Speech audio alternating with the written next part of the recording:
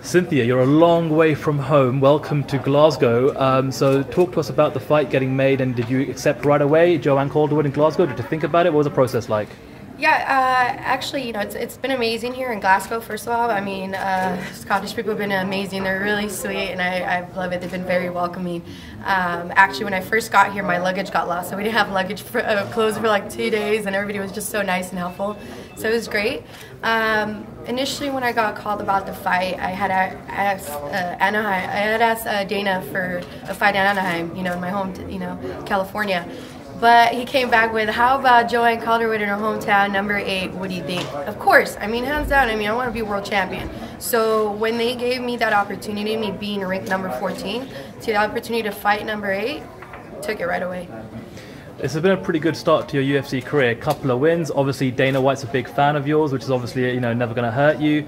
How have you been taking this whole experience in so far? And do you think that you're in a position now, with a win over Joanne on Sunday night, to really skyrocket up the rankings and get a title shot sooner rather than later?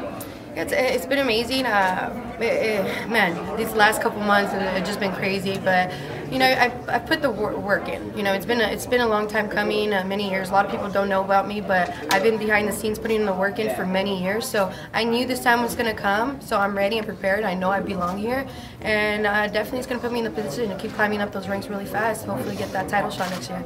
The last time the UFC was in Glasgow, the Scottish fighters that walked out, the atmosphere was so electric. There's so much passion from these fans here. Joanne's was probably the walkout that got goosebumps going up everyone's arm. Do you think there's more pressure on her now, fighting in her backyard, being the fact that she's on her way out of this division almost in a way? This is probably going to last fight at strawweight. I think she's going to give her hometown the best fight. I expect the best Joanne Calderwood possible, even whether it's going to be her last strawweight fight or not. I expect the best from her, and I know she's hungry. She's not going to want to let her hometown down, and I'm here to give her the hardest fight of her life. Continue to you for 1 second, please. All right, be back, guys. All right, so as we were saying, well, look, my next follow-up question was actually to talk to you about this. I think now MMA community in bubble where everyone's considering now to be the unofficial Diaz brother. How do you take that as a compliment, as a kind of, I suppose, an extension of your personality that you're comfortable with? Yeah, no, 100%. We're from NorCal, so I was born and raised in San Jose, California, which is in Northern California.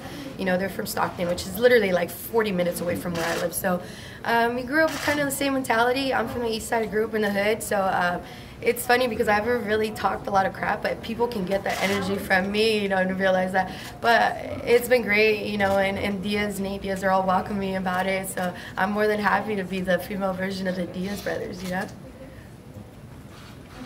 All right, I guess I'll ask another question then. Well, look, we spoke about Joanne earlier on, but obviously a win over her would definitely put you up there in the ranks. Break down the champion for me right now.